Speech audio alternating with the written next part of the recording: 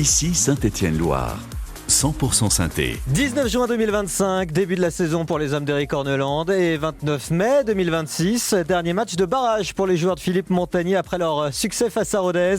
Les Verts rencontreront Nice après leur finale de Coupe de France face à Lens. Une saison sportive de 49 semaines, messieurs. C'est une prise d'otage à l'AS Saint-Étienne et le syndrome de Stockholm dans tout ça, c'est qu'on aime bien. Voilà, on a hâte que l'aventure se poursuive. Paul Rivolier, bonjour. Bonjour Martin, j'ai commencé la saison, j'avais 24 ans, j'en ai actuellement 49. Bonjour à toutes et à tous. La liste d'envers et contre tous. Franck Taluto, bonjour. Salut Martin, bonjour à toutes et à tous. Du podcast Dessous de Verre et Jérémy Marellier avec nous également. Salut Jérémy. La libération est proche. Courage Martin. Journaliste. Salut tout le monde. Ici Saint-Étienne-Loire. Vous écoutez votre radio locale ici et bien évidemment que vous nous suivez sur YouTube dès 19h pour l'émission, dès 18h à la radio. Ici Saint-Étienne-Loire, 100% synthé. Et c'est l'info de ce week-end, non pas la victoire de l'AS Saint-Étienne au tir au but face à Rodez, mais bel et bien l'adversaire des Verts, Nice, qui au terme d'un multiplex absolument fou, a fini par être 16e de Ligue 1, barragiste donc. Est-ce que vous avez suivi ça, bien sûr, messieurs? Franck, je me tourne vers vous. Oui, bien sûr, il y a dû y avoir du dégât dans les ligues MPP, parce qu'il y a eu beaucoup de surprises ce week-end. Enfin, hier soir. Avant de commencer l'émission, je crois qu'on en parlait en off et vous disiez que vous étiez absolument surpris des résultats de ce dimanche. Oui, parce qu'il y a eu au moins la moitié des matchs où, moi personnellement, je me suis trompé. La défaite du PSG, je ne l'avais pas vu venir. Surtout la victoire d'Auxerre chez Lille qui jouait sa 3e place. Nice qui n'arrive pas à battre le dernier. Enfin, il y avait Lyon qui s'écroule à domicile alors qu'il pouvait viser encore la Ligue des Champions. 4-0 Lyon face à Lens. Dévasté de cette nouvelle. C'est dur, on est encore sous le choc. Si triste. On est vraiment en peine. Jérémy, non, mais vous je me tourne vers vous. C'est vrai que Nice, adversaire de l'AS Saint-Étienne, on avait... bien sûr, analyser la possibilité du rendez-vous, c'était peut-être l'équipe qui avait sur le papier le match le plus facile, le plus à sa portée.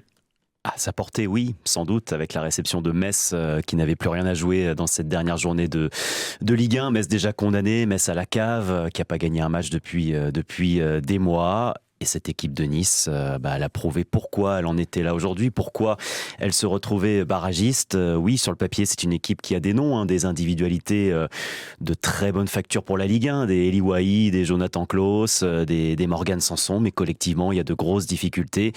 Et cette équipe, elle n'est pas du tout arrivée hier soir, quoi. C'était un match avec une équipe de Nice comme tétanisée par l'enjeu, qui n'a pas réussi à prendre le dessus sur cette équipe de Metz. Et qui finalement, quand on regarde sa saison cauchemardesque, alors mérité, c'est pas le terme, mais sa place de barragiste n'est pas usurpée, malheureusement pour eux. Avec de toute façon hier soir une équipe d'Auxerre, une équipe du Havre qui avait fait le boulot de leur côté. Donc ouais. même si Nice avait gagné cette rencontre, ça n'aurait rien changé. Le Havre qui avait également dominé Lorient. Et donc Nice et Metz 0-0 face à la Lanterne Rouge. Une équipe qui va être difficile à manœuvrer, Paul. Ouais, il y a la réalité de ce match face à Metz. C'est vrai que beaucoup de gens voyaient quand même les Niçois s'en sortir. Alors après, ils n'avaient plus leur destin entre leurs mains. Il suffisait qu'Auxerre et Le Havre fassent le boulot, ce qu'ils ont fait hier, pour que ça suffise à se maintenir directement en Ligue 1. Il y a aussi la réalité de l'effectif niçois, qui est quand même un effectif de qualité. On en parlait un petit peu avec Franck avant l'émission. Il y a quand même des similitudes avec l'AS Saint-Étienne version 2022. C'est une équipe qui, sur le papier, n'est pas prête à jouer son maintien, qui se met à le jouer au gré des premiers résultats négatifs de la saison, qui n'est pas armée mentalement pour le faire et qui est dans un engrenage dont elle ne se sert jamais et qui arrive en fin de compte, alors que quand on voit intrinsèquement la qualité de cet effectif, Nice, ça doit terminer dans la première partie de tableau. Enfin, en tout cas, franchement, ils ont des joueurs individuellement qui pourraient tous jouer dans n'importe quelle équipe des 10 premiers de Ligue 1. Mais... cette équipe-là s'est enfermée dans un schéma où elle n'a jamais su s'en sortir. On a pensé un temps qu'avec l'arrivée de Claude Puel, il a commencé à avoir quelques résultats, notamment fin janvier, début février. Et puis dès que la machine s'est regrippée, c'est une équipe qui est retombée dans ses travers. À voir s'ils sauront se remobiliser pour les barrages. Par chance pour eux, par malchance pour la Saint-Étienne, c'est quand même une équipe qui est en finale de Coupe de France la semaine prochaine. Donc, ils ont quand même encore des choses à jouer, des choses sur lesquelles ils ne vont pas pouvoir, entre guillemets, ruminer éternellement sur cette place de barragiste. Donc je ne sais pas si cette finale de Coupe de France est tant une bonne nouvelle pour ça, pour l'AS Saint-Etienne. Ah, on va pouvoir en parler parce qu'effectivement, sur le papier, on se dit un match de plus à jouer pour Nice, ça fait un peu de fatigue et potentiellement une même configuration que face à Rodez avec plusieurs matchs qui suivent. Et donc, une AS Saint-Etienne qui, sur le papier, est plus reposée dans ses jambes. Vous parliez de... Ça s'est pas vu ce week-end, en tout cas, que les Ruténois étaient plus fatigués que les Stéphanois, mais on en reparlera après. Reparlera. Vous parlez de Claude Puel, Paul, on va entendre sa déclaration, écoutez. C'est très dur, le vestiaire est très, très touché et c'est normal. Il nous faut beaucoup de résilience, c'est dans ce genre de situation que se révèlent les vrais caractères, les vraies personnalités et avec une envie de renverser la table et d'être présent sur ces 3 échéances. Donc avec mon staff, on va être là, bien présent, pour remonter de tout le monde, avoir toutes les énergies nécessaires pour déjà remplir le contrat face à cette belle équipe de Lens. Et ensuite, contre Saint-Etienne, on jouera bien sûr notre survie et on mettra les ingrédients qu'il faut. Claude Puel, après cette déroute face à Metz 0-0, avec aussi des circonstances particulières, un envahissement de terrain de la part des supporters niçois à la fin de la rencontre.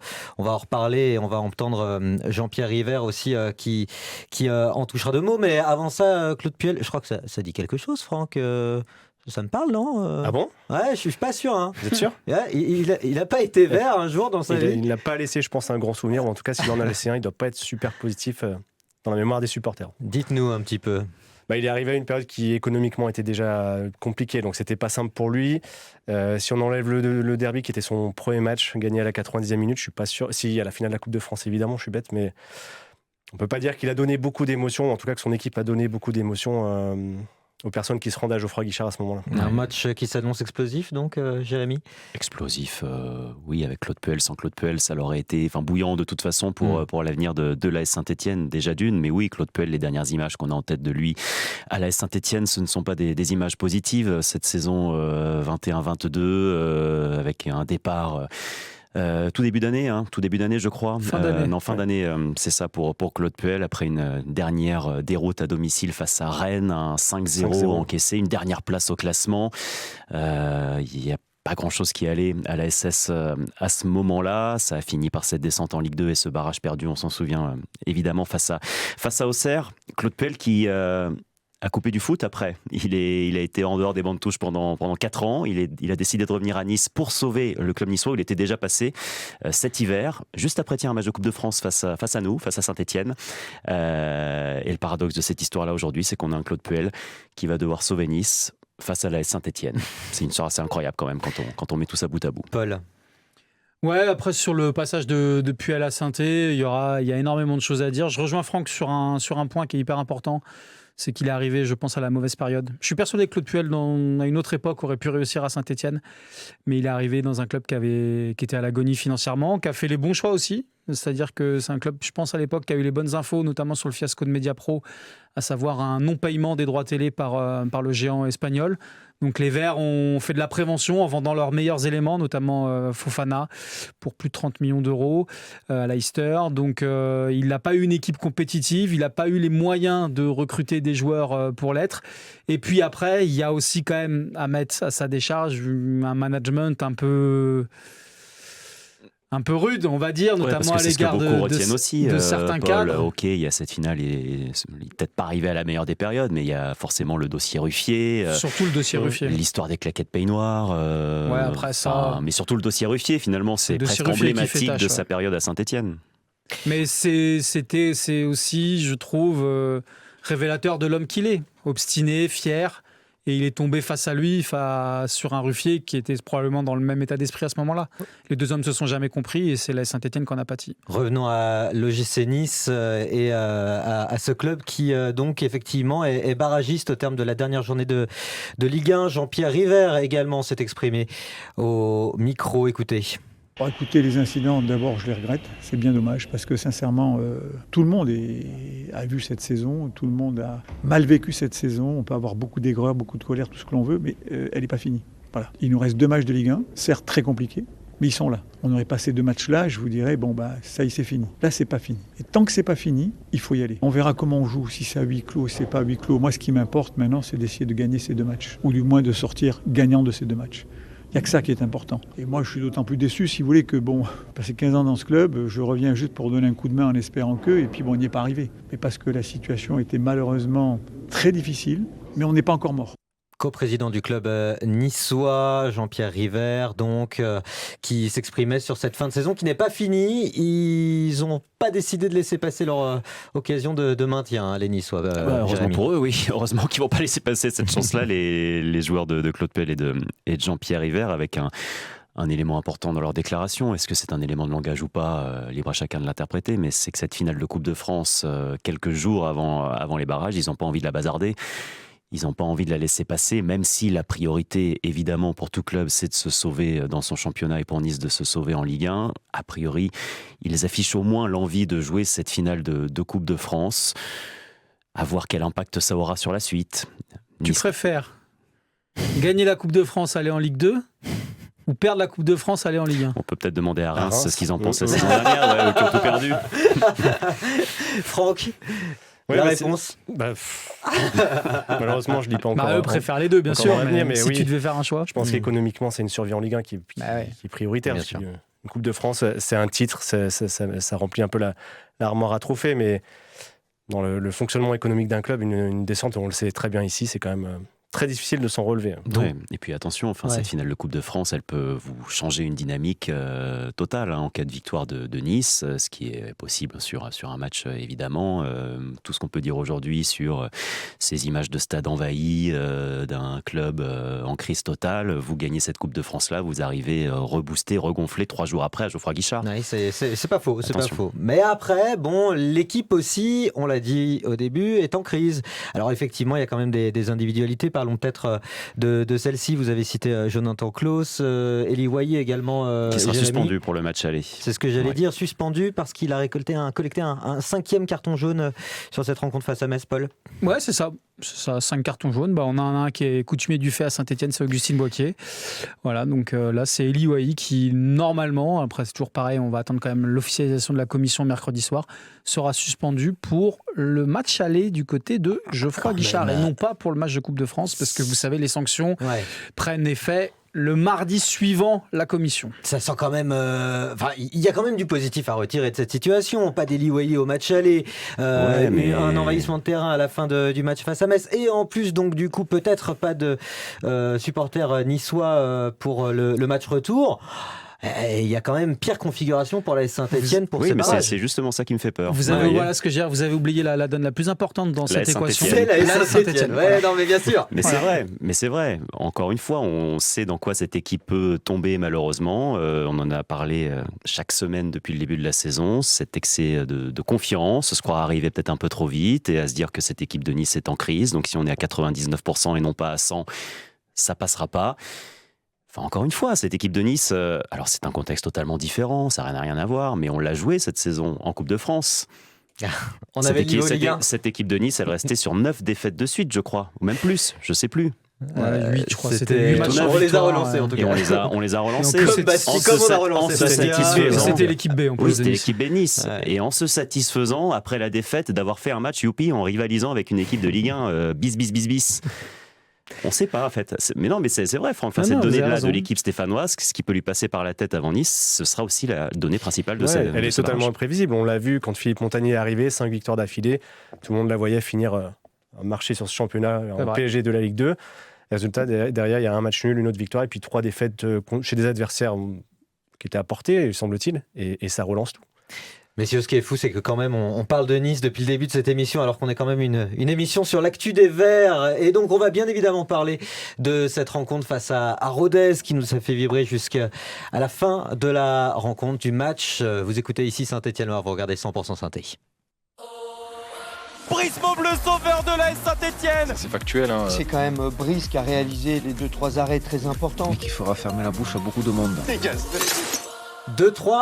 4 arrêts. On vous propose un résumé de cette rencontre qui s'est déroulée vendredi dernier. 100% synthé, le match. Un match coup près, un match à élimination directe contre une des bêtes noires de la SS, Rodez, une équipe qui avait vaincu les Verts 2-1 il y a quelques semaines à peine. Rodez sur une série d'invincibilité de 21 rencontres à ce moment-là, ça fait quand même beaucoup et la première mi-temps n'est pas vraiment verte. Il y a 4 joueurs de Rodez dans la surface, à longue touche vers le point de pénalty, c'est dégagé de par Bernard, mais entrée de surface de réparation, c'est repris par Ouletti Innocent. Oh le poteau! Après une phase d'observation dans le premier quart d'heure, ce poteau ruténois marque une phase de domination des hommes de Didier Santini et les quelques situations stéphanoises ne sont pas assez dangereuses. Au retour des vestiaires en revanche, la vapeur s'inverse. C'est parti, c'est sortant vers le deuxième poteau, la tête de Le Cardinal, juste au-dessus, juste au-dessus, la tête de Le Cardinal, servi au point de pénalty par David Ashvili. De nombreux corners, des situations de frappe, une possession largement stéphanoise. On sent surtout des ruténois un peu fatigués, eux, qui disputent leur 6e mi-temps en une semaine, mais rien n'y fait.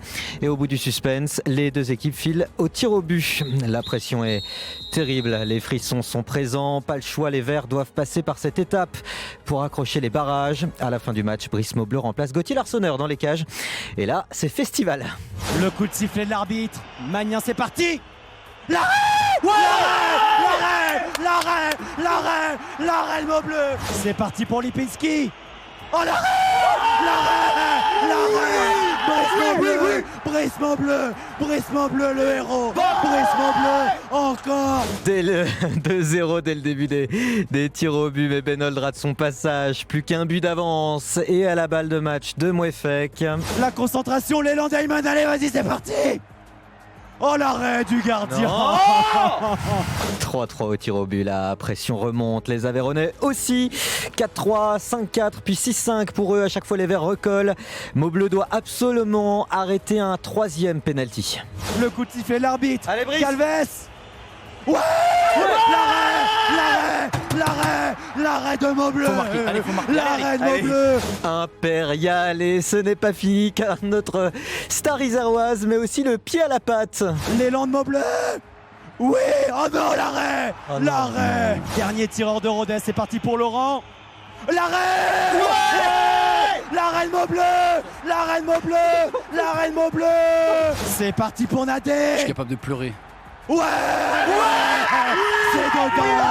C'est dedans. Pas un, pas deux, pas trois, mais 4 arrêts de Brice Maubleu sur ses tirs au but exceptionnels. Et Mickaël Nader remplaçant sur la rencontre qui vient délivrer Geoffroy Guichard au bout d'un 10e penalty. Les Verts se qualifient pour les barrages.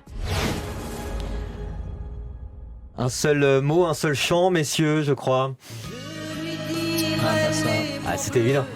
Je me suis dit, si Martin Moulier il passe à côté de ça, c'était pas possible. C'est pas Martin Moulier. Et vous savez quoi? C'est même pas moi qui l'ai réclamé à la fin du match, c'est Jérémy Marélier qui la voix comme ça là. Martin, je veux les mots bleus, Alors qu'il suffisait de mettre la réplique de Brice de Nice. Brice, sauve-moi. Vous l'avez ça, cette ref? Où il est serveur dans un restaurant, il prend le homard sur le plateau et fait Brice, sauve-moi. D'accord. J'avais le cerveau en compote après cette séance de tir au but. J'ai une référence, c'est déjà bien. 2, là, ça faisait beaucoup quand même. Non, mais c'est bien. C'était génial, chacun franchement. ses refs. Rien que le fait de revivre ça, messieurs. Oh, mais quel plaisir. Franck. Vraiment? Bonsoir, non. Sans rigoler. Quand on connaît la fin, oui. Quand on connaît la fin, oui. Quand on l'a vécu, effectivement, on était au bout de notre vie. Vous auriez vu l'état de la salle de presse tout de suite après le match. Les confrères arrivaient 1-1. Moi, j'y suis arrivé très tôt. Ouais. Et notamment quand je les voyais arriver, Franck était là. Tous ceux qui passaient à la porte. L'accouchement était difficile. Les cernes, les rides, 10 ans de plus. Non, mais déjà, il y a 90 minutes qui sont pas faciles et pas très affriolantes. Il se passe pas énormément de choses. C'est pas que c'est un mauvais match, parce qu'il y a quand même un peu de rythme des équipes qui essayent de jouer, mais il se passe pas grand-chose finalement. On y reviendra. Vous arrivez sur une séance de tir au but où l'adversaire rate ses 2 premières tentatives, vous dites c'est bon, ça va passer assez tranquillement. Et non, c'était trop facile. Non, on peut peut-être revenir sur ces tirs au but, Jérémy. Ouais. Mais en fait, ces tirs au but, quand on y repense, c'est à l'image de la saison de la Saint-Etienne, quoi. Des montagnes russes. On aura connu toutes les émotions, de la maîtrise un trou noir, et puis on s'en sort, on ne sait pas comment, en passant par toutes les émotions possibles. Et finalement, oui, c'est un peu à l'image de cette saison de l'AS Saint-Étienne, avec une séance de tirs au but, avec le fait marquant, c'est bien sûr l'entrée en jeu de Brice Maubleu, quelques secondes avant la fin du match. On l'a vu partir à l'échauffement, peut-être une dizaine de minutes avant la séance, Brice Maubleu pour éventuellement suppléer Gauthier Larsonneur dans les cages. C'est l'une de ses spécialités, les pénaltys à Brice Maubleu, et on a appris après cette séance que c'était totalement voulu et prémédité et préparé par l'AS Saint-Étienne dans le courant de la semaine. Et justement, on va écouter la déclaration de Brice Maubleu à ce sujet dans l'après-match. C'était prévu, on en a parlé avec le coach hier, on a fait des pénaltys toute la semaine, on a bossé, donc c'est plutôt un domaine que j'aime bien, donc c'était prévu. Oui. Je savais que je pouvais les arrêter, mais les tirer, c'est plus dur.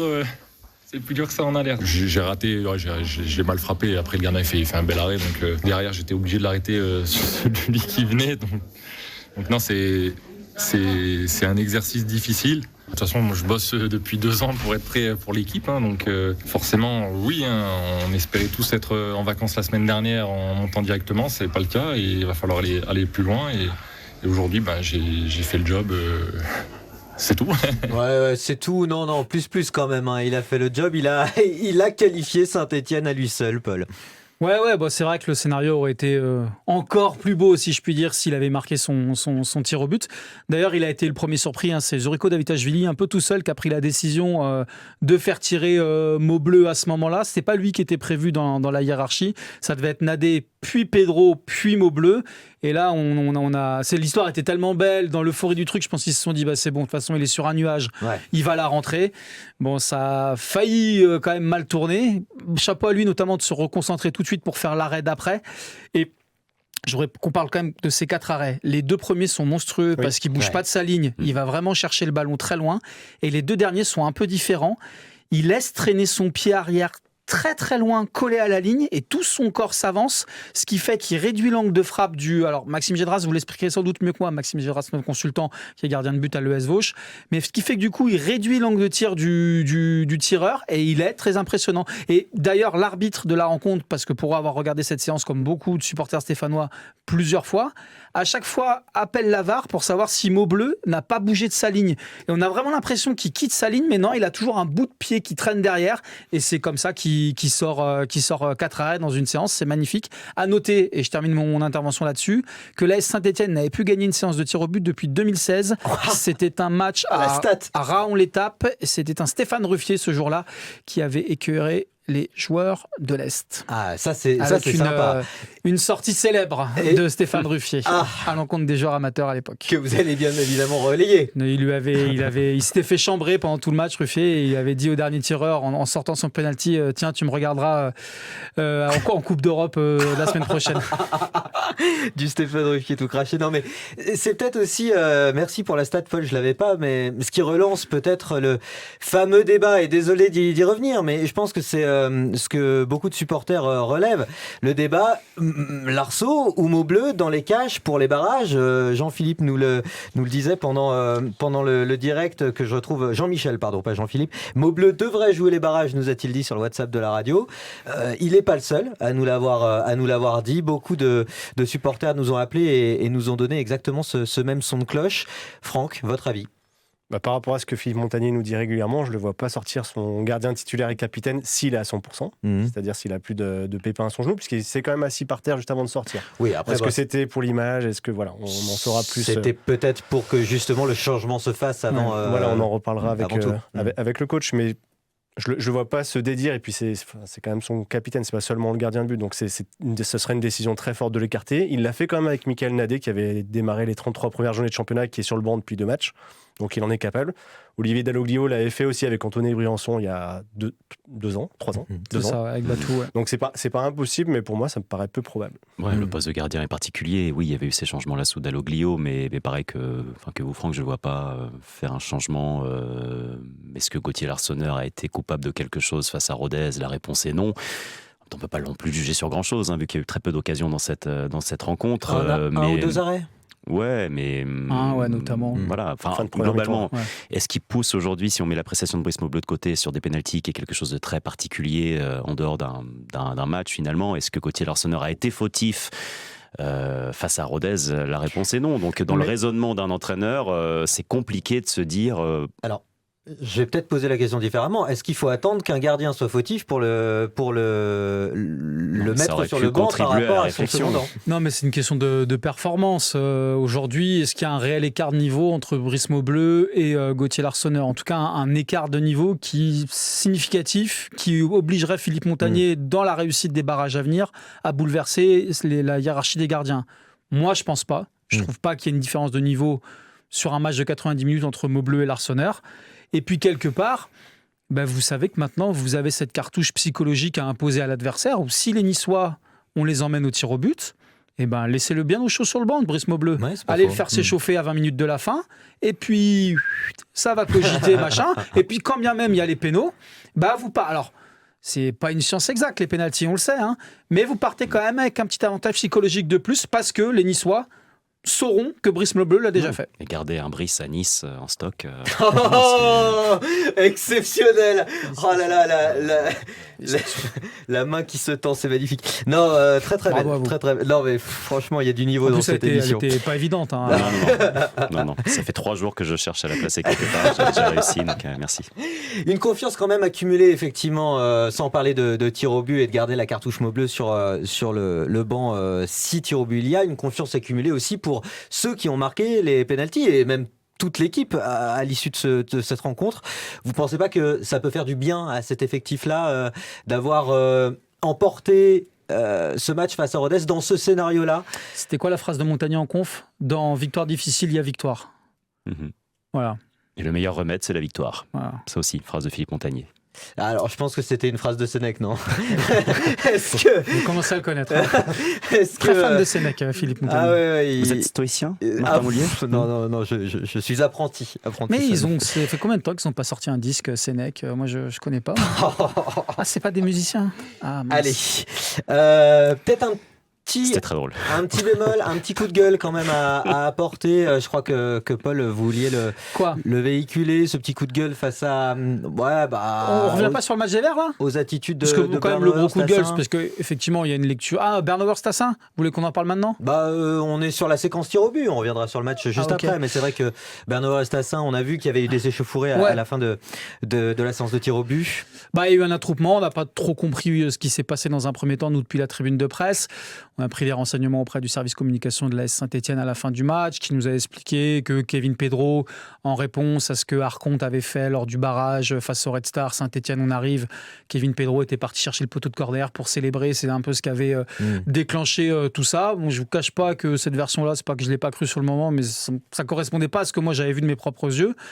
On a pris d'autres renseignements auprès notamment de gens dont c'est le métier, des gens de la sécurité, qui nous ont raconté une autre histoire qui impliquait à la fois Stassin et Bernauer. Et puis, assez rapidement sur les réseaux sociaux, une vidéo est parue d'un plan plus large.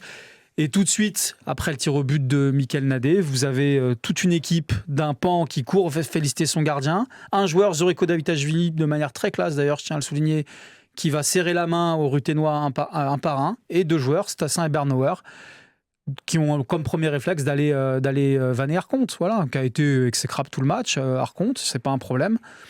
Est-ce que c'est le premier réflexe à avoir alors que ton gardien vient de te sauver le cul, permettez-moi l'expression, parce que tu as fait un match insignifiant pendant 90 minutes? Est-ce que c'est d'aller tailler l'adversaire, Rodez?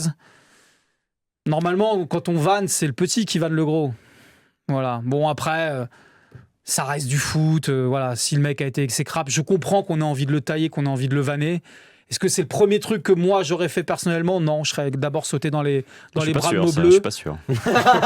Et j'aurais demandé à Maubleu, c'est bon, maintenant on peut aller le tailler là.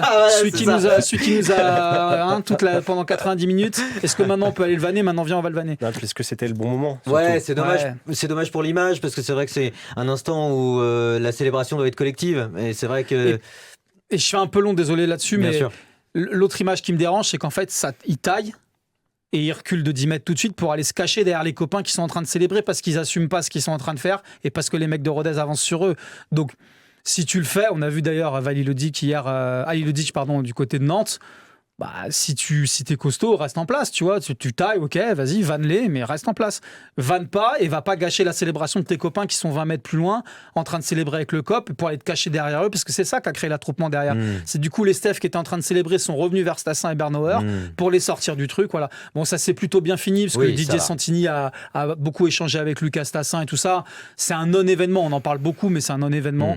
Voilà, désolé Franck, je vous ai coupé la parole. Je trouve que c'était un peu dommage parce que vous jouez ce match parce que vous avez loupé votre saison, vous passez par la toute petite porte et c'est censé être une étape et voilà, je pense qu'il y avait autre chose à faire et notamment d'aller féliciter votre gardien. Vous l'avez dit, toute petite porte, parce que terminer au tir au but, au play-off et l'emporter 7-6 au bout de 10 pénaltys, c'est vrai que c'est vraiment une toute petite ouverture, Jérémy. Ouais, mais ça fait partie aussi pour revenir là-dessus, parce que c'est un petit phénomène dans cette soirée, mais ça fait partie du caractère aussi de cette équipe. On a déjà vu ça après le match contre Guingamp, notamment à domicile, la défaite et des échauffourées alors que les Guingampais voulaient aller fêter leur victoire avec leur parquage. Donc voilà. Ça fait partie de cette équipe. Pas tous les joueurs quand même. Non, pas tous les joueurs. Mais chez certains quand même. Qu'on peut regretter, bien évidemment, mais on va pas faire une émission 100% synthé en longueur là-dessus. On va peut-être parler plus en détail du match, parce que forcément, ce qui a retenu l'attention, c'était quand même ces séances de tir au but et notamment ce scénario vraiment incroyable qui en a découlé. Bon, le match en lui-même n'a pas été très glamour non plus. Ici Saint-Étienne-Loire. 100% synthé. Martin Moulier. Une victoire 0-0-7, tir au but à 6 face à Rodez pour le deuxième tour des playoffs de Ligue 2, alors qu'il y a un nounours qui vient dans mon champ. Merci Paul Rivolier. Comment il s'appelle ce nounours d'ailleurs ? Je l'ai appelé Jérémy. Ah, je pensais que vous alliez l'appeler Parce Joris. qu'il a quelque chose dans le regard, je ne sais pas si on peut faire un plan cam, qui me fait penser à quelqu'un autour de la table. D'accord. Voilà. C'est vrai ? Dans quoi ? Je vois aucune ressemblance. Non, on n'a même pas la même couleur au niveau des yeux en plus. Non, mais c'est la puissance du regard. Allez Franck, on va faire l'émission tous les deux. C'est victoire face à Rodez qui n'a pas non plus été totale, c'est le moins qu'on puisse dire, du moins dans le jeu. Sur les 90 minutes qui se sont écoulées, on se souvient de cette première période plus que compliquée pour les Verts, une deuxième avec une domination mais, au niveau des statistiques, mais pas au niveau du réalisme. Je vous propose de réagir, Franck, à ce qu'a dit Philippe Montagnier. Écoutez. On voulait quand même d'être bien en bloc. C'est une équipe qui va très vite en contre, donc il ne fallait pas se faire contrer, trop du moins, ce qu'on a réussi à faire. Après, on a été dans l'animation offensive, je trouve pas très performant. Le gardien n'a pas fait beaucoup d'arrêts, on n'a pas eu beaucoup d'occasions de but, on n'a pas concédé beaucoup, mais il va falloir qu'on soit forcément meilleur dans ce domaine-là pour les 2 matchs qui nous restent à jouer. C'est l'animation offensive qui a pêché, ouais, Franck. On a senti déjà dans la composition de départ en jouant avec demi-récupérateur qui voulait limiter la prise de risque. Je pense qu'il avait raison là-dessus. Après, il me semble que chaque gardien fait 2 arrêts, donc ça veut dire 2 frappes cadrées. Ça reste quand même très peu. Même si Rodez, je trouve, avait presque été plus dangereux. Il y a cette frappe sur le poteau, il y a cette double alerte en fin de match, juste avant l'énorme occasion de Mouefek. Et bon, ça fait trop peu pour un match comme celui-ci, mais oui, ça a été laborieux. Ouais. Vous parliez de milieu de terrain récupérateur. Il y a Claude sur le WhatsApp de la radio qui nous avait dit qu'avant la rentrée de Mouefek, on avait un gros trou sur les transitions défensives et offensives. Vous souscrivez, Paul ? C'est vrai que dans cette première mi-temps, le choix de passer dans ce 4-2-3-1, en réalité, avec un Zoriko Davitashvili assez libre, a quand même laissé énormément d'espace entre nos 2 récupérateurs et Zoriko Davitashvili. Là, sur la compo officielle qu'on voit à l'écran, Davitashvili était quand même vraiment un cran plus haut en soutien de Stassin. Et ça s'est vu, et c'est pas pour rien d'ailleurs que Philippe Montagnier, dès le retour des vestiaires, rebascule dans son système. Il passe d'abord dans un 4-4-2 avant de repasser dans un 4-3-3. Il a changé 3 fois de système dans ce match.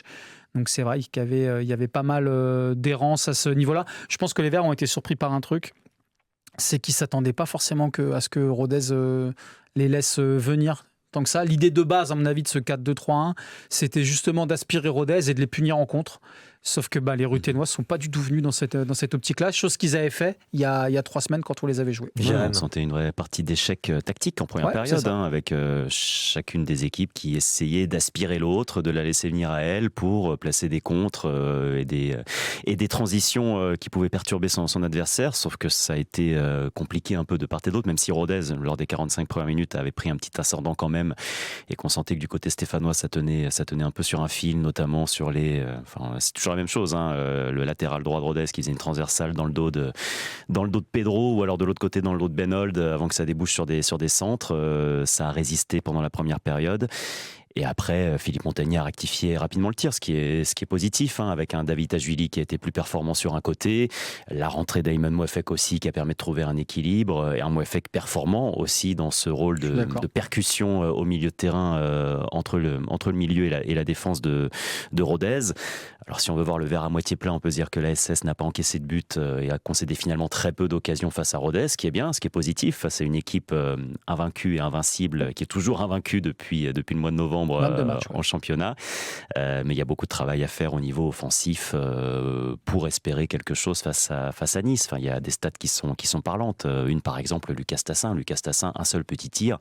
Et c'est un tir à l'extérieur de la surface qui est contré à peine 10 cm après par le pied d'un Ruténois.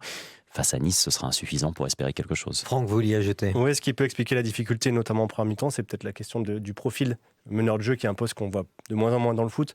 Et c'est vrai qu'on a mis un Zuriko Davitashvili qui est plutôt un soliste, qui va être capable d'un puncher, de prendre le ballon et d'aller percuter, de créer des choses. Pas forcément celui peut-être un peu comme Augustin Boaké, qui est capable de faire jouer les autres et de trouver les petites brèches par une petite passe ou un geste technique. Ça, bonne nouvelle. Boaké sera de retour pour les barrages face à Nice. On espère. Comment ça, on espère ? Il y a une Coupe du Monde qui arrive, et la FIFA a ordonné au club de les libérer avant le 25 mai, ceux qui étaient sélectionnés. Donc je pense qu'il y aura quand même des dérogations pour les clubs qui ont encore des choses à jouer, mais on n'est pas à l'abri. On n'est jamais à l'abri. Les deux équipes.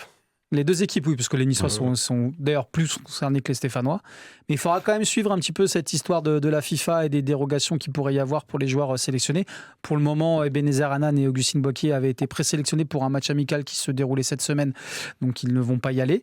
Ils vont être retenus par le club. On verra après s'ils sont sélectionnés pour la Coupe du Monde. On n'a pas encore la sélection définitive du Ghana. Ça reste à se passera. Mais on a Benold qui est concerné pour le moment du côté stéphanois, mais c'est du côté de Nice aussi. Où là, on a énormément d'internationaux potentiellement concernés par cette Coupe du Monde. Enfin, j'imagine pas quand même qu'un barrage puisse se jouer en supprimant la moitié d'une équipe et en enlevant 2-3 éléments dans l'autre. Enfin, l'image que ça renverrait serait catastrophique. Mais quelque part, pour les joueurs, c'est un peu injuste. C'est-à-dire que, par exemple, un Augustin Boaké serait privé de Coupe du Monde parce que son club est encore engagé dans quelque chose. Imaginez qu'il ne va pas à la Coupe du Monde pour cette raison-là. Ouais. Il y a quand même un côté, pour le joueur, je trouve un peu injuste. Mais ça, c'est un problème plus large, le problème des calendriers qui sont toujours faits de façon, je trouve, encore trop, j'ai pas le mot, mais en fait, si vous voulez, à force de rajouter des matchs, au bout d'un moment, il faut aussi se poser la question de comme typiquement ce qui se passe avec la finale de Coupe de France. On n'a pas pensé que le mec qui était en finale de Coupe de France, il pouvait être 16e de Ligue 1. C'est le parfait exemple. Voilà, c'est le parfait exemple. C'est pas comme si c'était arrivé l'année dernière. Voilà. Mais ce qui peut jouer aussi, inconsciemment, parce qu'on n'imagine pas des joueurs disputer un barrage et lever le pied parce qu'il y a une Coupe du Monde derrière, mais inconsciemment, quand même, la peur de se faire mal ou qu'il arrive un accident, ça existe. Pour revenir à votre question de base, Martin, oui, c'est une bonne nouvelle puisque Augustin Boaké, normalement, sera là face à Nice. Donc, dans le cœur du jeu, on devrait retrouver le gagnant. Normalement, effectivement. Et physiquement, c'est... on va dire entre guillemets positif, parce qu'on ne sait jamais ce qui peut se passer, mais la Saint-Etienne aura davantage de repos. On sait que cette équipe aussi, physiquement, certains éléments sont un peu sur un fil. On pense à Julien Le Cardinal, on pense peut-être à un Ayman Mouefek qui n'avait pas 90 minutes dans les jambes encore récemment, même un Davitashvili qui revient d'une entorse, un Dufus aussi, Pedro. Ça peut être que positif d'avoir un petit peu plus de repos que ce qui était prévu à la base. Pedro d'ailleurs, qui avait été un petit peu en difficulté, vous parliez de transversal dans le dos de la défense, notamment du côté de Pedro, de Benold. La défense, avec ce clean sheet face à Rodez, est-ce que c'est un motif de satisfaction ? Les centraux, oui. Ouais. Les centraux, oui. Les latéraux, pas tant. Paul. J'ai trouvé Maxime Bernauer bon. Ça va, c'est bon. Non, je le fais en rigolant, mais je trouve qu'il est bon d'ailleurs depuis son retour. Là, ça fait quand même deux matchs où on le dit, il est bon. Il apporte autre chose.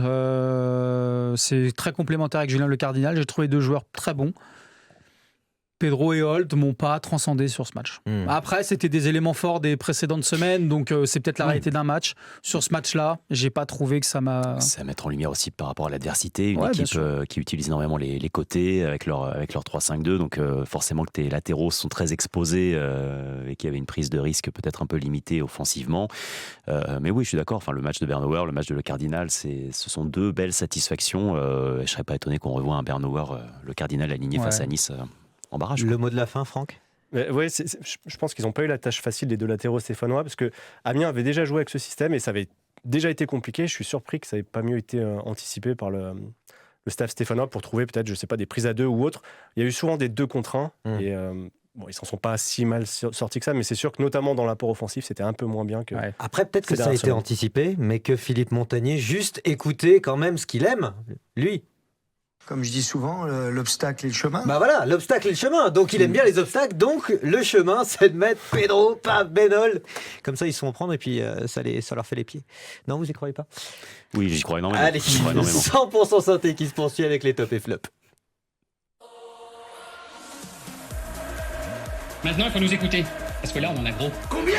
Bon, après les notes, je m'en préoccupe pas du tout. Il nous manque un petit peu quand même Florent Tardieu. On aimerait bien que les notes le concernent. Florent Tardieu qui, il sera pas là. Hein. Après, qui était tout heureux en tout cas, peut-être même plus que certains de ses coéquipiers devant les copes. En bord pelouse avant le match, après aller fêter ça avec les copes, très motivé. Mais voilà, on parlait tout à l'heure d'attitude qui était pas forcément convenable, en tout cas convenante. Celle de Flo Tardieu, il faut la mettre en avant parce que j'ai trouvé que collectivement, ça veut dire beaucoup de ce qu'est ce bonhomme. Fin de contrat, tout ça, donc il est presque même plus concerné par l'avenir de la Saint-Étienne. Florent Tardieu qui n'est pas sur le terrain et qui n'est pas noté, bien évidemment. En revanche, d'autres le sont avec cette défense centrale dont on a un petit peu parlé et qui est concernée par les meilleures notes. Alors, Paul. Les gars, d'abord, gros disclaimer. Oui. Vous savez que pour noter un joueur, il faut qu'il ait 30 minutes de jeu effectif. Ça, c'est la règle sur le site. Combien de temps a duré la séance de pénalty ? Oui, mais c'est pas du temps de jeu effectif, une séance de pénalty. Nos confrères de la presse nationale, il faut jouer minimum une mi-temps. Donc, Brice Maubleu n'est pas dans les tops. Je regarde la caméra. Brice Maubleu n'est pas dans les tops. Mais c'est le top de la rencontre, on est tous d'accord là-dessus. Hein. Et puis je pense qu'il aurait eu facile, soit 9, soit 10. Là, c'est 8 ou 9, c'est sûr. Non, mais c'est possible que les supporters mettent 10 et que c'est une première. C'est sûr qu'il aurait une note très très élevée. Je pense pas qu'il y ait aujourd'hui quelqu'un autour de la table qui mette quelqu'un au-dessus de Brice Maubleu ce week-end. Mais voilà, juste pour prévenir nos auditeurs, il n'est pas dans les tops parce que malheureusement on ne peut pas le noter. Bon, justement, dans les tops du site Envers et contre tous, je parlais de cette défense centrale parce que je crois que c'est Julien Le Cardinal et Maxime Bernauer qui collectent les meilleures notes. Ouais, c'est ça, Martin. 6,4 pour Le Cardinal, 6,2 pour Bernauer. Et on en parlait juste avant. Kevin Pedro, 5,3 qui complète le podium. Je ne sais pas si mes confrères autour de la table acquiescent sur les 3 meilleurs joueurs évalués par les supporters. Alors, au moins les 2 premiers. C'est vrai que sur la première association, Le Cardinal Bernauer, j'étais un peu sceptique parce que pour moi, c'était les mêmes profils de joueurs relanceurs. Et finalement, ça marche plutôt bien. Notamment, effectivement, Maxime Bernauer. J'aime le dynamisme qu'il amène quand il part balle au pied. Il arrive à fixer la ligne d'attaque adverse et à trouver des espaces. C'est tout à fait intéressant. Et dans la capacité de relance aussi d'un Bernauer et d'un Le Cardinal associés tous les deux, c'est leur petite plus-value peut-être par rapport à Mickaël Nadé. C'est comme ça en tout cas que le présente est quand même comme ça que l'a vendu Philippe Montagnier lorsqu'il les a associés tous les deux pour la première fois. Et ouais, c'est complémentaire, ça marche depuis 2 rencontres, donc logique de les voir tout en haut des notes. Et pardon messieurs, mais parlons peut-être de la prestation de Le Cardinal qui est encore sur une jambe et demie et qui encore sort en boitillant, même en boitant bas et qui encore fait une super prestation, Franck. On sent que c'est le patron derrière et qu'il est écouté en plus. Ça, c'est assez impressionnant en étant là depuis le mois de janvier. C'est assez bluffant, mais physiquement, on va voir comment il va être géré. Peut-être justement que le décalage du barrage d'une semaine, ça lui permettra peut-être de revenir, alors pas à 100%, mais au moins à 80 ou 90. Paul, aujourd'hui, Le Cardinal est un titulaire indiscutable, ça on le sait. C'est votre meilleur élément. Ouais. Franchement, il n'y a pas grand-chose à dire. Il est arrivé pour sécuriser une défense qui était en grande difficulté sous Horneland. Il l'a fait, peu importe les associations qu'il a eues autour de lui. Ça aussi, c'est fou. À savoir des latéraux différents à sa droite, un central différent, on l'a vu avec Nadé ou avec Bernauer. Donc non, c'est un joueur, de toute façon, c'est un joueur qui était en Ligue des Champions à Brest, donc c'est pas un hasard. C'est pas un hasard. C'est pour une fois que le mercato d'hiver a été concluant du côté de l'AS Saint-Etienne avec un vrai renfort. Autant l'année dernière, le renfort de Maxime Bernauer à la même période, je trouve, n'avait pas changé le visage défensif de l'équipe en Ligue 1. Là, il y a un avant et un après Junal Le Cardinal, très clairement. Le seul petit regret qu'on peut presque avoir du côté de l'AS Saint-Etienne, c'est peut-être sur cette fin de saison, un Lamba, Le Cardinal, de manière plus pérenne, aurait peut-être pu apporter davantage de satisfaction, mais malheureusement, Lamba est blessé. Jérémy. Avec une déclaration que j'ai bien aimée de Julien Cardinal après la rencontre, qui dit il va se mettre chiffon. Il va se mettre chiffon sur cette dernière semaine, ces 10 derniers jours de compétition. Voilà, il le sait qu'il est physiquement gêné au niveau de ces ischios-là, mais peu importe, quoi. Il va se mettre chiffon jusqu'à ce que l'objectif soit atteint. Et puis après, on verra. Mais c'est une phrase qui veut beaucoup dire, je trouve. Il a cette fraîcheur mentale aussi, en arrivant un peu plus tard que les autres, de ne pas avoir connu, parce que c'est vrai que c'est une équipe qui a quasiment pas changé par rapport à l'année dernière. Donc les mecs ont connu la descente. Là, vous avez une saison où vous réalisez pas vos objectifs. Vous faites quand même une première partie de saison sous Orneland où ça se finit pas hyper bien. C'est bien, il arrive avec plus de fraîcheur, il est frais, et je trouve que cette expression, peut-être c'est un des seuls qui peut la tenir. Ouais, après, vous pensez vraiment que autant de matchs après, il y a encore les stigmates de cette descente en Ligue 2, de cette saison Orneland? Je sais pas ce qu'en pensent mes confrères, mais je trouve que parfois dans les attitudes, c'est une équipe qui baisse la tête très facilement. Hein. Puis il peut y avoir une usure aussi quand même. Quand vous vous rappelez tout à l'heure, Martin, la date à laquelle ils ont repris le chemin de l'entraînement, ça commence à faire long quand même. Avec une petite semaine de coupure à Noël. Oui, comme nous on est usés déjà. Alors eux, imaginez. Non mais c'est sérieux ce que je dis. 49 semaines de saison sportive, du début de l'entraînement jusqu'à... Et sous tension. C'est 49 semaines où vous courez après votre objectif. Si vous l'aviez fait en gestion encore, mais c'est pas le cas. Hein. Après, il nous avait prévenu, que ce soit Orneland ou Montagnier, que tout allait jouer jusqu'à la dernière seconde. Après, on ne pensait pas qu'il y aurait forcément autant de temps additionnel. Autant et que de les secondes dureraient vraiment beaucoup de secondes. C'est-à-dire que là, on ne peut pas faire pire. Je veux dire, on ne peut pas repousser plus loin la saison. Revenons au top et flop, peut-être au flop justement. 3,7, ça c'est Irving Cardona, le joueur le moins bien noté par les supporters dans la presse également, Paul. Il a pris 3 dans le Progrès et 3 chez nous, Irving Cardona. Alors, c'est le seul à prendre 3 dans le Progrès. Nous, on a fait un tir groupé parce que j'ai trouvé Estassin et Dufus au même niveau qu'Irving Cardona sur cette rencontre. Mais oui, c'est le joueur le moins bien noté par les supporters. Cardona, sur lequel on avait vu du mieux quand même la semaine dernière. Il y a 2 semaines, il rentre, il marque. Par rapport à la saison qu'il avait livrée, on s'est dit, tiens, ça y est, c'est peut-être en train de redémarrer. Et là, ça a rechuté, mais... Globalement, je pense que le système ne lui a pas rendu service pour le temps où il a été sur le terrain. Ouais, moi j'ai trouvé qu'en fait, il commençait à aller mieux quand il est sorti. Et c'était assez particulier. Non, mais... C'est-à-dire, quand il a couru pour aller sur le banc les quelques minutes avant sa sortie sont un petit peu mieux, quoi. Parce qu'il est en 4-3-3 à ce moment-là. Ouais. Et donc, forcément, en fait, il sort on va dire, à son prime. C'est dommage, Franck. C'est vrai qu'il sort pour mettre N'Guessan quand même, on ne sait pas le poste. En plus. Sa saison, pour moi, c'est une énigme. Franchement, c'est quelqu'un qui est toujours valeureux, qui se bagarre, qui ne se cache pas, très clairement, par rapport à d'autres, des fois qu'on voit un peu moins. Il est très présent, mais il rate tout. Techniquement, il a un déchet. C'est pas nouveau, ça date pas de ces dernières semaines. Il a un gros déchet cette saison.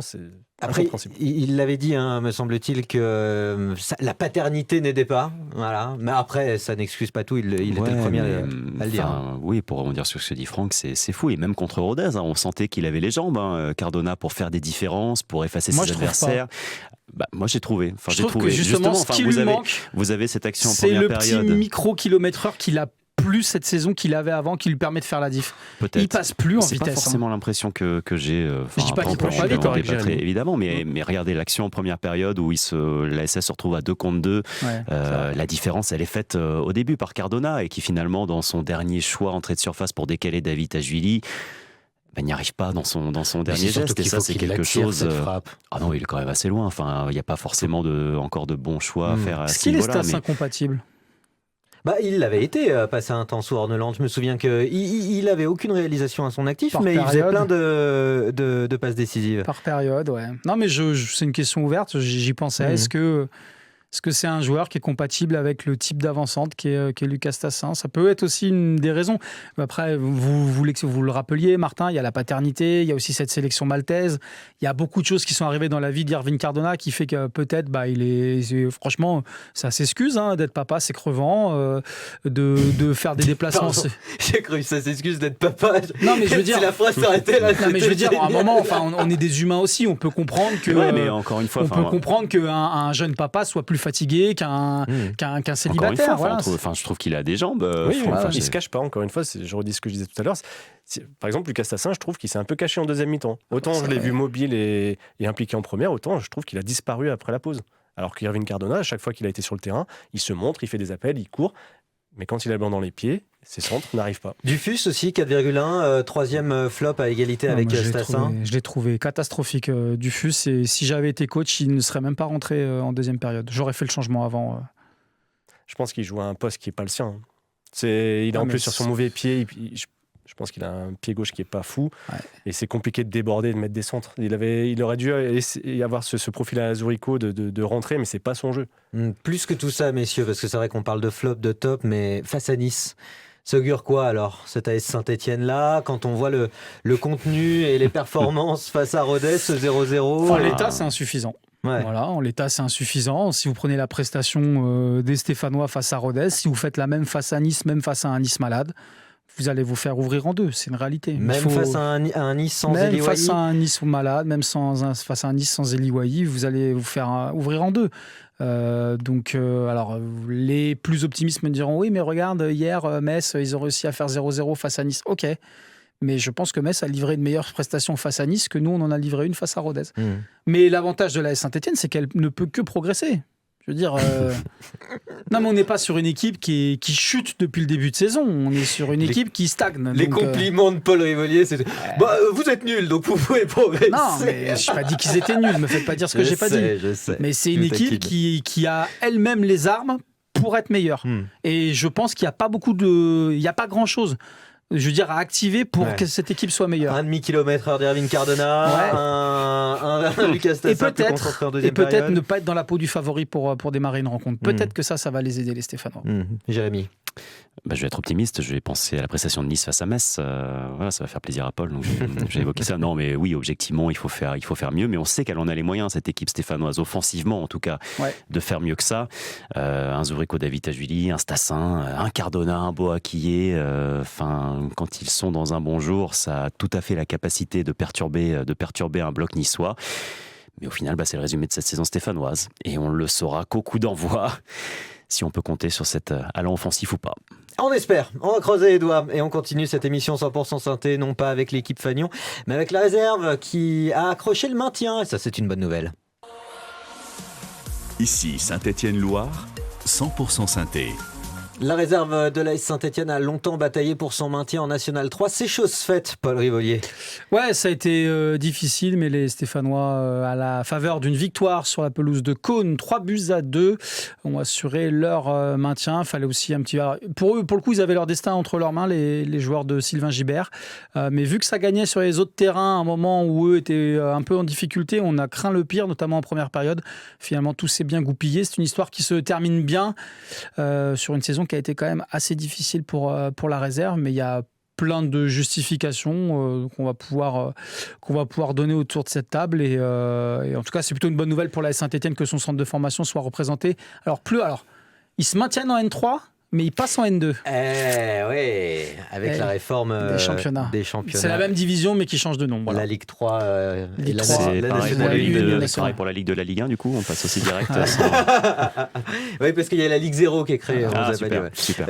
Jérémy. Non, mais c'est une bonne nouvelle, effectivement. Et oui, Paul le disait, la saison, elle a été compliquée, avec un effectif...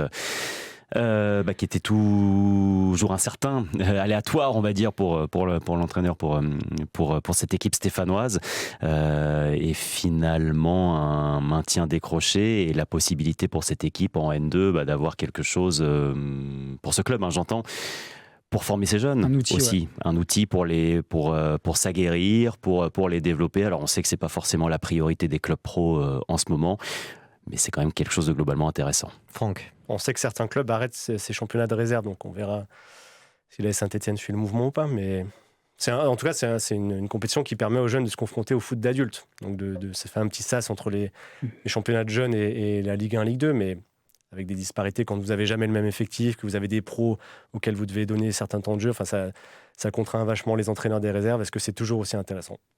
En posant la question. C'est pour ça que cette saison a été en dents de scie, uniquement pour cette raison, Paul ? Il y a plein de raisons. Il y a la raison que vient d'expliquer Franck, c'est-à-dire que vous avez des redescentes de joueurs pros qui, eux, sont en récupération et qui ne sont pas dans le projet réserve à proprement parler. Vous avez du côté de Kilmer aussi l'intégration de jeunes joueurs étrangers, des prospects à haut potentiel qui sont clairement pas prêts, mais que vous devez faire jouer. Donc ça, vous pénalisez sportivement l'équipe. Il y a aussi eu 2-3 moves, notamment le départ de Mayedine Makloufi pour Dunkerque au mercato d'hiver, que je ne comprends toujours pas. Je ne pense pas que Kilmer avait besoin de l'argent du transfert de Mayedine Makloufi pour survivre. Donc vous avez aussi un peu dépeuplé d'un cadre votre réserve. Et puis l'explication qui était en train de donner Franck, c'est ça. C'est-à-dire qu'en fait, vous êtes en tant que club pro dans un objectif de formation. Donc vous avez des joueurs de 16, 17, 18 ans. Et en face de vous, vous avez des clubs qui n'ont d'amateurs plus que le nom, qui ont tous dans leurs effectifs 10 ou 15 mecs issus de centres de formation, qui ont 25, 26 ou 27 ans et qui sont aguerris à ce que sont ces championnats. Et donc, vous avez des jeunes équipes qui se font souvent, c'est souvent comme ça que ça se passe, sur les 6 premiers mois, rétamer parce qu'elles ne sont pas au niveau, elles apprennent. Et sur les 6 mois d'après, ça va un peu mieux. Est-ce que c'est formateur pour les jeunes équipes, si vous voulez mon avis ? Pas du tout. Oui. Et je pense qu'il faut pousser vers la création d'un championnat uniquement des réserves. Ça sera davantage formateur pour les jeunes. Ça se voit sur les compositions de départ de la SS cette saison, où vous avez des joueurs finalement présents au club depuis pas mal de temps, mais sur lesquels vous ne compterez pas à l'avenir. Des Karim Cissé, des Djibril Othman, Jules Mouton, qui sont des soldats. Mais qui ne devraient pas être là à la Saint-Etienne à la rentrée. Et à côté de ça, des jeunes joueurs recrutés par Kilmer, notamment Adam Bahalal, le jeune milieu de terrain marocain qui était présent sur la feuille de match contre Rodez. Donc vous mélangez un petit peu tout ça et ça vous donne un ensemble assez étrange et la lisibilité est difficile à avoir là-dessus. Et vos meilleurs éléments, parce que les gens nous disent toujours oui mais ça permet de former les joueurs, tout ça, mais en fait c'est pas vrai, parce qu'aujourd'hui les meilleurs éléments ils sautent cette phase-là. Aujourd'hui Kevin Pedro il joue pas avec la réserve, il joue avec les pros. C'est-à-dire que dès que vous êtes au-dessus pour ces niveaux-là, vous êtes pas en mode je vais faire 6 mois en réserve. Non, ça se passe pas comme ça. Quand vous êtes bon, vous montez. Tous les bons mecs, les Saliba, les Fofana, les Gourna, pour ne citer qu'eux, ils sont restés 3 mois en réserve. Voilà, ils n'ont pas passé 1 an et demi. Après certains ont une maturation plus lente. Je pense à Madi Camara qui ont besoin d'un an ou 2 pour franchir le dernier step. C'est le contre-exemple. Et peut-être qu'un Axel Dodot, par contre, là qu'on a vu beaucoup en réserve cette saison, c'est peut-être justement ce petit temps qu'il lui faut encore d'adaptation pour performer à l'échelon supérieur après. Mais ça peut passer par un prêt aussi. On voit qu'il y a géographiquement et pas loin plein de clubs qui arrivent en N2, enfin dans les futurs N2, Ligue 3. Peut-être que si les clubs arrivent à s'entendre, ça peut être une solution. Ce que je veux dire aux gens qui souvent voient uniquement le prisme de la réserve par les résultats, c'est que quand on parle de clubs qui abandonnent les réserves, c'est pas des petits clubs. On parle pas de Dijon, excusez-moi les Dijonnais, je me fâche avec personne, mais on parle pas de petits clubs de L2 ou de National. Lens, qui en Ligue des Champions n'a plus de réserve. Nice, qu'on affronte ce week-end, n'a plus de réserve. Le Paris Saint-Germain a arrêté sa réserve depuis maintenant plusieurs saisons. Je veux dire, c'est un parti pris des gros clubs de se dire finalement d'avoir une réserve en N2 ou en N3, d'ailleurs il n'y a quasiment plus aucune réserve professionnelle en N2, ça n'a plus aucun intérêt en termes de formation. Donc c'est pas... j'ai beaucoup lu, regardez la réserve de la SS, N3 ils sont nuls, ils sont pas capables de se sauver en N3, machin, tout ça. Venez voir ce que c'est le week-end, que ces championnats-là, je peux vous dire que c'est presque la meilleure performance des équipes stéphanoises cette saison, c'est ce maintien de la N3. Parce que vu le matos qu'avait Sylvain Gibert à sa disposition, c'est quand même un petit miracle. Félicitations à lui, à son staff, je ne vais pas tous les citer, Haïdar, Romain Amouma, Jules Fauvet, etc., j'en oublie sans doute. Mais bravo à eux parce que c'est une vraie perf. Bravo. Et une performance qui fait du bien aussi au club. Après, on le rappelle, la descente des féminines en 2e division et peut-être donc, on l'espère en tout cas, ces barrages réussis pour cette AS Saint-Etienne. Équipe Fagnon et coup d'envoi de ce premier tour des barrages allés face à Nice. 20h45 ce mardi 26 mai prochain. Les retours. Le barrage retour, ce sera le vendredi 29 mai. Toujours du côté, donc cette fois-ci du stade de Nice. L'Alliance. L'Azur Alliance Riviera. Vous l'appelez le stade du Ray si vous voulez, à l'ancienne. Désolé. Le stade de Nice. Le stade de Nice. Voilà. Pardon, mais je ne suis jamais allé sur la Côte d'Azur. Voilà. C'est vrai? Non, c'est pas vrai. Après, Rive de Gier, c'est pas la Côte d'Azur. Je sais pas si on vous a dit. Ah non, Ah bon, bah du coup, j'y suis jamais allé. Givor Canal, non. Merci messieurs. Salut. 100% synthé, c'est terminé pour aujourd'hui. Excellente soirée à toutes et tous.